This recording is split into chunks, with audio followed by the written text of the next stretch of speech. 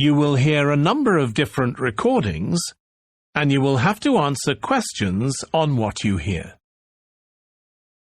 There will be time for you to read the instructions and questions, and you will have a chance to check your work. All the recordings will be played once only. The test is in 4 sections. At the end of the test, you will be given 10 minutes to transfer your answers to an answer sheet. Now turn to Section 1.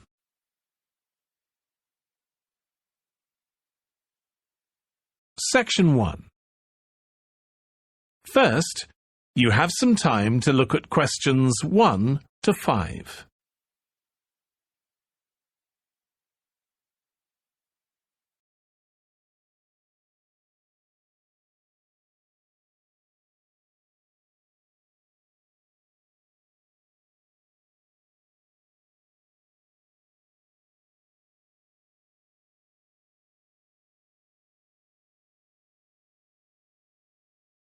Making friends with other students sounds special enough. I'd like to emphasise that in the student newspaper. We do try to get our students to be part of the wider university. How do you do that? Do you encourage them to join the sports centre, for instance? Indeed we do. The sports centre is always looking for active participants, particularly in soccer. Oh, and something else. You might like to mention that we don't teach just English here. I mean, we're a language centre, not an English language centre. You may learn Spanish, Mandarin and Russian here, and we can sometimes offer other languages. This means we can have some students who are native speakers of those languages as conversation partners for English-speaking students. Who can do those courses? At this time, any native speaker of English. What about the people who are learning English? Can they do a non-English language course? At this time, only if they've almost finished their English language course. You see, we try very hard to involve students who are native speakers of English as conversation leaders, and we encourage our students to join groups on the campus. For instance, if they enjoy music, there's an active jazz group available to everyone, and that's a lot of fun. On the other hand, elementary students can't go to the drama group. Their English just isn't ready for that sort of activity. But the university choir welcomes all the singers it can find. They often do large productions that need a lot of voices. I imagine the special conversation groups are open to all your students. I wish they were. I'm sorry to say they're a special service we provide for elementary students only. Is there anything else I can tell you? I'd be really pleased if you could write about the courses we offer in foreign languages. I think our readers would be very interested in that. Thank you for your time, Dr. Robinson. Yes, thank you very much. Goodbye. Thank you for giving me the opportunity to talk about the centre. It's always good to let the rest of the students at the university know what goes on in our classrooms and outside them. After all, many of our students leave us and then study for degrees in various disciplines on this campus. Before you hear the rest of the conversation, you have some time to look at questions 6 to 10.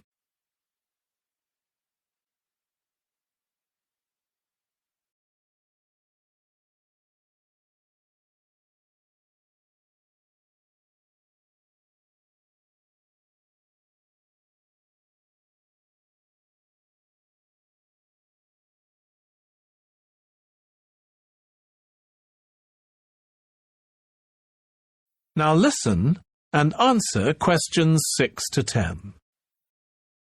Now, let me tell you more about the Student Union and its basic functions.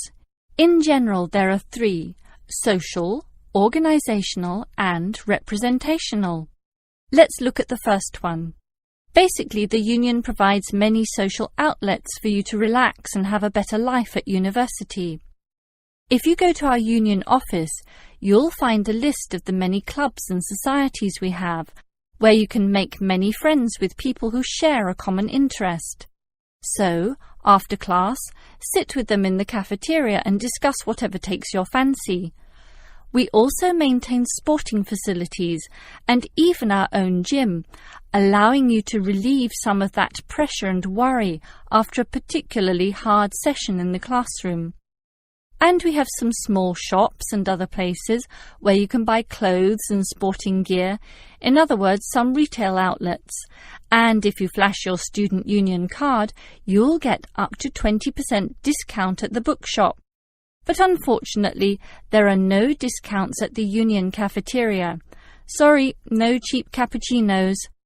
Finally, there's a student union newspaper, and you're welcome to contribute or put in advertisements if you're buying and selling goods or textbooks. You can also place notices of a more personal nature on the notice board of the union office itself. All right, let's move on to our more serious functions, which are helping you get through life here, as well as representing you in times of trouble. Regarding the second issue, if you have a problem or a grievance, or if you feel under pressure or depressed for reasons both inside and outside the university, for example, perhaps a dispute with your landlord or the people in your local gym, then come to us. We have a range of counsellors and helpers, and even some lawyers, who you can meet in the conference room. So just sip a cup of tea or coffee with them and tell them your troubles, and they'll be all ears. Basically, there's every reason to join the student union, since whatever you need, whether it be social or representational, we will help you. That is the end of section 1. You now have half a minute to check your answers.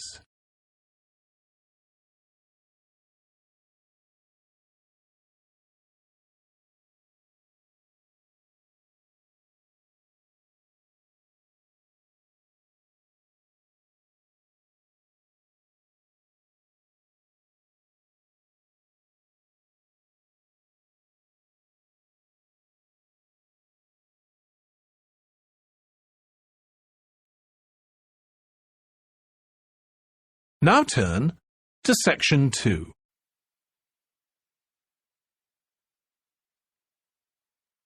Section 2. First, you have some time to look at questions 11 to 16.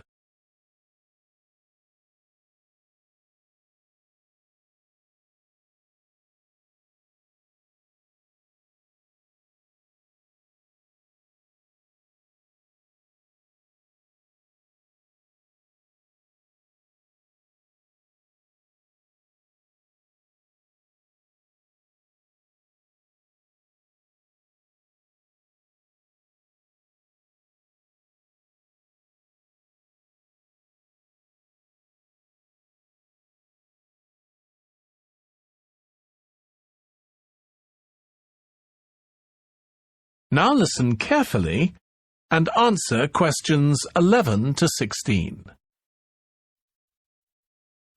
Do you have any suggestions for prospective students? What bothers me most is handing in essays on time. I almost missed the deadline once because there were 3 essays due within the same week. So rationalizing your time is critical. Well, that's true. The lectures deliver so much useful information. I have poor memory, so I kept making notes and revisiting them on a regular basis. To my surprise, at the end of the semester, I have learnt the key concepts by heart. How was the research? I heard that it was quite challenging. How did you manage to overcome the difficulties? That's true. The majority of us had no clue how to carry out the research at first.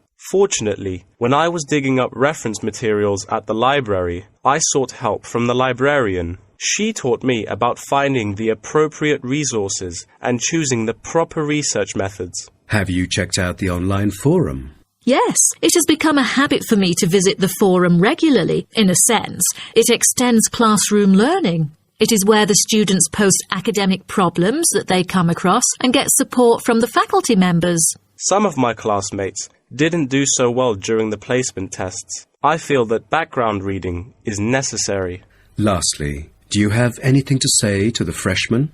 I was really ambitious at first, trying to get straight A's on my transcript. I made tons of notes and worked hard even on the optional assignments to get extra credit.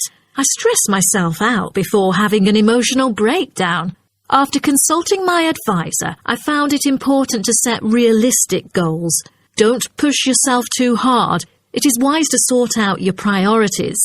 Thank you for coming here today and providing valuable feedback on the programme. Have a great summer break.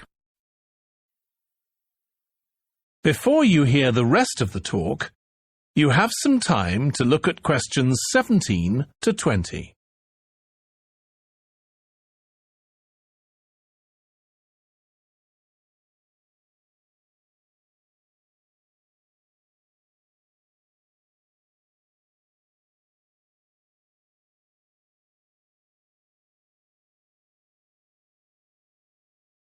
Now listen and answer questions 17 to 20.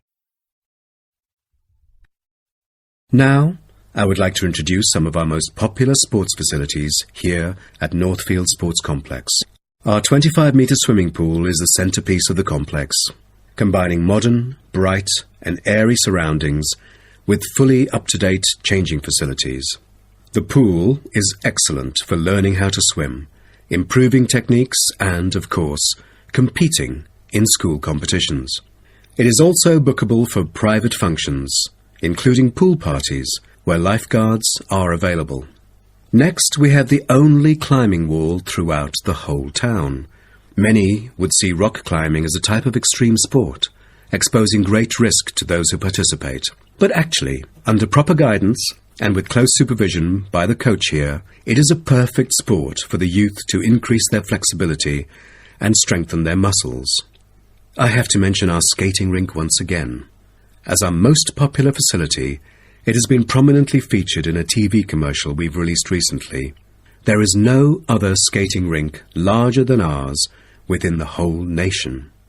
Also, our state-of-the-art gym is an inspiring place to train and keep fit in relaxed and friendly surroundings. The Techno gym equipment enables our clients to measure their performance.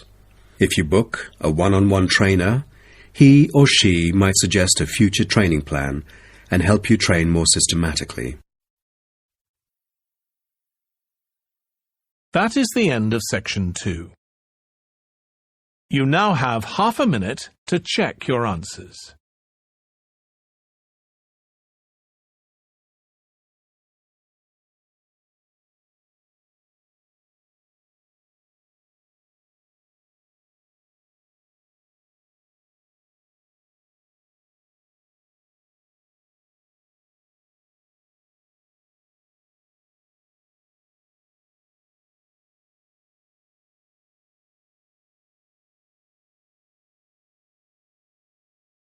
Now turn to section 3.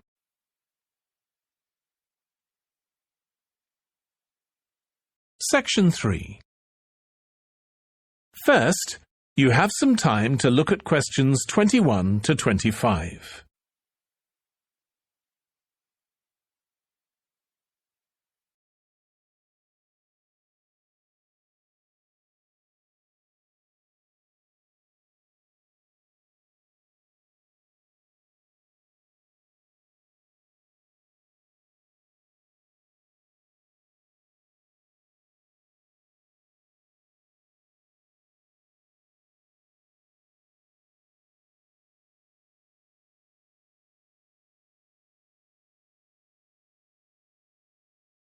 Now listen carefully and answer questions 21 to 25. Now, I would like to introduce you to the list of presentations during the following week so that you can better plan your schedule. The first presenter, Simon, is one of our best ski instructors. As an experienced instructor, he will inform you about the dangers that face skiers and snowboarders. Accidents happen mostly to those who are careless or ignorant. Good risk management involves considering both the probability and consequences of an accident. The next speech, titled Solution, is given by Jamie Kurt. A list of problems may occur to novice skiers and snowboarders, so he is going to offer useful information for first-timers on choosing the appropriate gears, the right dress code and ways of protecting your skin. For instance, some of you may have rented the skiing equipment, but rental footwear is notoriously uncomfortable. Then, Jamie will provide instructions to help make your footwear fit better. The third speech is about a documentary introducing skiing and snowboarding and the difference between the two sports. It also depicts a group of snow lovers exploring new slopes with breathtaking views. The director, Andy Fisher, will be there, addressing the whole shooting experience. The fourth talk is about the tricks of skiing, presented by Harry Tyson. It is most useful for those who have already tried skiing, yet still need more practice to master the sport. Harry will teach you how to turn more skillfully. A lot of people can keep their skis roughly parallel, but there's no point if you make it hard to work with and slide around out of control. Useful exercises will also be suggested to improve your parallel skiing technique so that you can tackle steeper slopes and enjoy yourself more. Jason Smith will be the last presenter, mainly addressing towards advanced skiers. He manages to apply snow climbing into skiing. Climbing in soft snow, you are floundering around. Walking becomes harder, so a good trick during climbing is to maintain a wider gait, approximately shoulder width, so that you are more stable while walking. This works for skiing as well. Before you hear the rest of the discussion, you have some time to look at questions 26 to 30.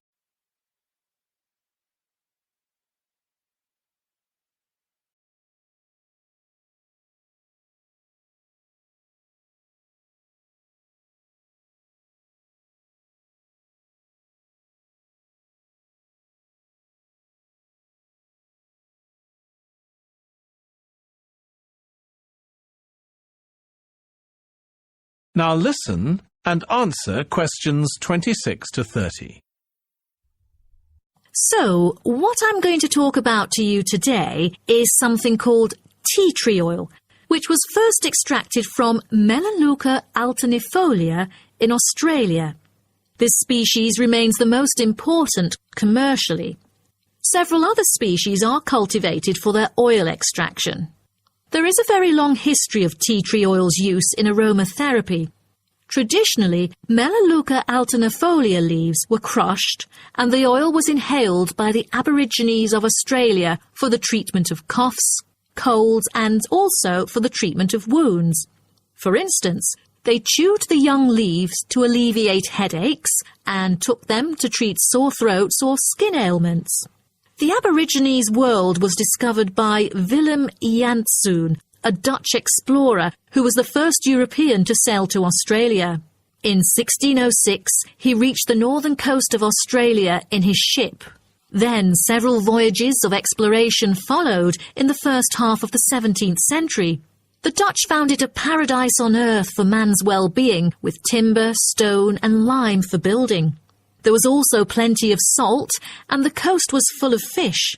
Besides, they found the characteristics of the diet there because they happened to meet 10 naked black Aborigines having a meal in the open air.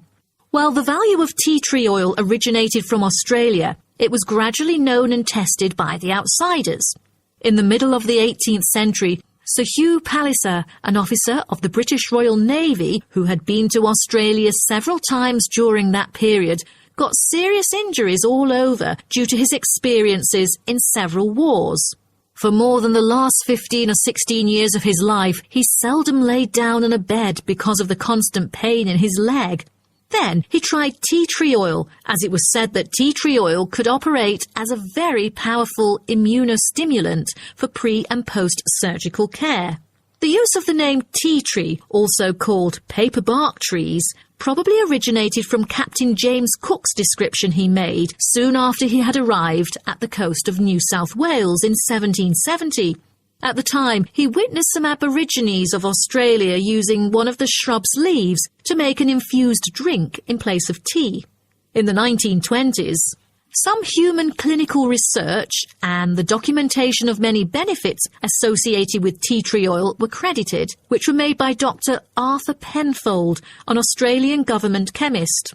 He investigated the business potential of a number of native extracted oils, then reported that tea tree oil was promising as it exhibited powerful antiseptic properties.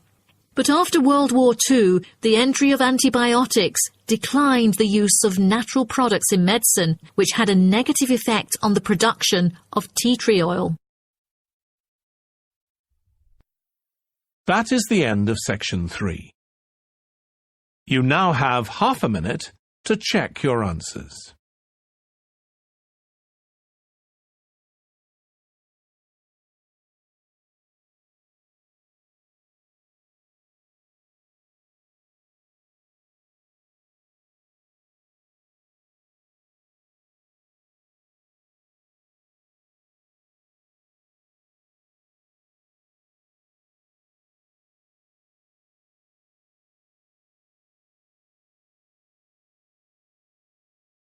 Now turn to section 4.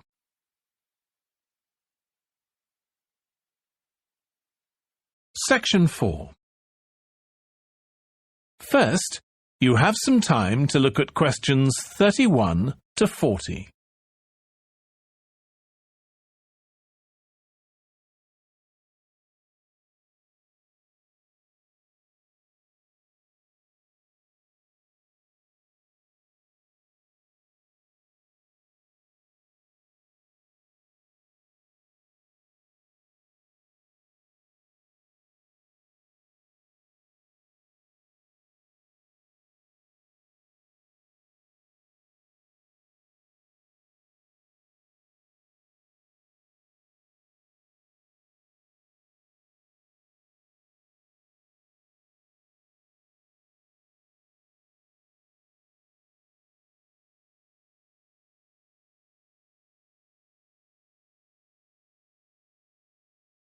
Now listen carefully and answer questions 31 to 40. Right. Now, let me bring you up to date with arrangements for our cycling tour next month. First of all, about the tents. You know, at the beginning, the idea was that I arranged to borrow some tents from the college, but it turns out they will be used by the hiking club at the same time, so I'm afraid you will have to bring your own. So, do remember to tell me whether you prefer to use a single tent or share with others.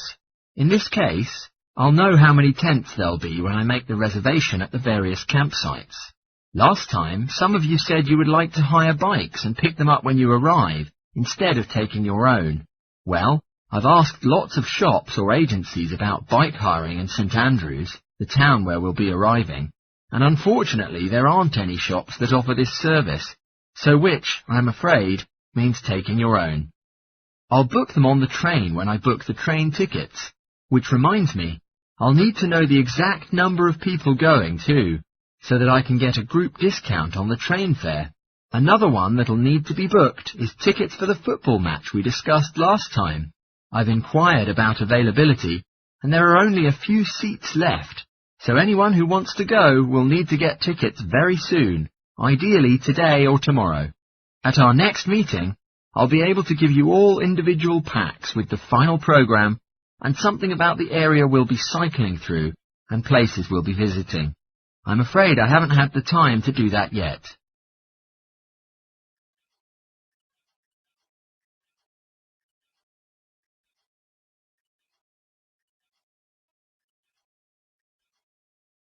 Now, I'll tell you briefly about some of the attractions in the places we'll be staying. As I said, we'll be taking the train to St Andrews, where there are 1 or 2 very good restaurants. One thing that's definitely worth visiting there is the sites where the original town was constructed nearly 1,000 years ago. There's not much of the original buildings left, but there's still plenty to see. The site is being excavated, and you'll be able to help out if you want to.